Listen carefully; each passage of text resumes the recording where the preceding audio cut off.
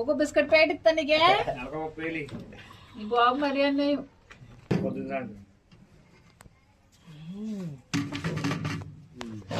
KG ఉంటుందా? KG అలా వచ్చిందో సార్ చెప్పాలి. కేజీకి ఇది శనగపిండి ఇది బాగా వచ్చిందా? మెత్తగా వచ్చిందా? బాగా వచ్చింది, బాగుంది. మనం ఆడిచ్చిన పిండిలాగే వచ్చింది.